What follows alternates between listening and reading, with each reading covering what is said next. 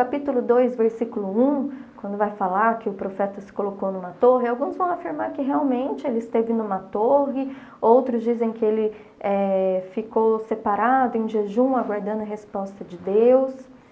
No capítulo 2, de 2 a 3, muitos acreditam que Abacuque realmente escreveu a visão em tábuas, né, para que as gerações posteriores tivessem acesso a isso, principalmente aqueles que retornaram do cativeiro da Babilônia. A gente vai ver também no capítulo 2, do versículo 5 e 6, ele vai fazer o anúncio de 5 oráculos, né, que são esses ais que ele vai proferir, né? E são os ais contra a Babilônia por parte de Deus, ou seja, Deus também dizendo ao profeta que ele vai trazer essa fé no coração do profeta, vai aumentar essa fé e começar a criar essa esperança, porque Deus vai dizer, eu também trarei a minha justiça sobre a nação babilônica, eu também farei justiça sobre os babilônios e eles também cairão na minha mão.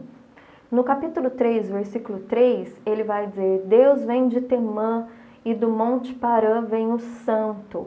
Né? Temã era a capital de Edom e é possível que indique a região oeste do Parã também. Parã era uma área deserta que ficava a oeste do Arabá, perto do Monte Sinai. Então essa é uma região onde Deus ele fez aliança com Israel. Depois, no capítulo 3, versículo 7, ele vai dizer, vejo as tendas de Cusã em aflição. Cusã é a região da Etiópia. Na época era uma região que faz limite com o Egito. Midian era uma região distante de Cusã. A melhor interpretação é que toda a terra ela vai tremer em aflição, né, em desespero. No capítulo 3, o versículo 17 e 18, o salmista ele vai perceber, né, Abacuque, o profeta, ele está cantando, ele está fazendo uns salmos, né? Ele vai perceber que ele pode confiar em Deus, que a sua fé ela realmente pode ser depositada no Senhor, na graça de Deus sobre a vida deles. Judá tinha uma economia também fundamentada na agricultura, eles eram um povo agrícola, né? Então a maior parte do seu sustento vinha de figos, de uvas, de azeitonas e outros produtos de lavoura, né? Então, eles tinham condições, bem como de criações de ovelhas, cabras, gado. Então, embora a fonte de subsistência deles, o alimento deles acabassem, o autor reconhecia que a sua existência não dependia delas, mas da fonte delas, que é o Senhor. Então aqui Abacuque, ele está confiando na aliança, ele está confiando em Deus, em quem Deus é, e ele não está se fundamentando na circunstância, na situação, nas emoções, que são momentâneas e passageiras. Ele está olhando para aquilo que é eterno, ele está olhando para a esperança vindoura, ele está olhando para aquilo que vai vir, para a justiça de Deus. E eu quero concluir esse livro dizendo para você que o maior drama do profeta foi a forma como Deus encontrou em fazer as coisas. Né?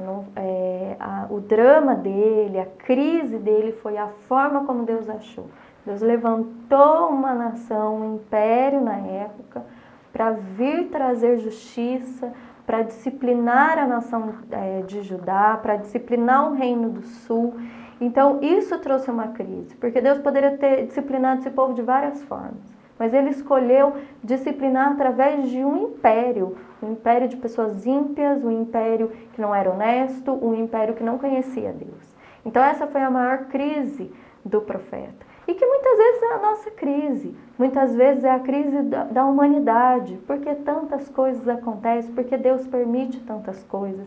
Mas eu quero concluir esse livro fazendo você pensar que Deus ele é bom, Ele nos disciplina porque nos ama, como Ele disciplinou o reino de Judá, como Ele disciplinou o reino do sul, Ele nos disciplina porque nos ama e Ele traz esperança e Ele cuida de nós e Ele nos ama. E Ele faz isso tudo para que a gente possa se voltar a Ele. Espero que você tenha gostado do livro de Abacuque e que Deus possa falar profundamente ao teu coração.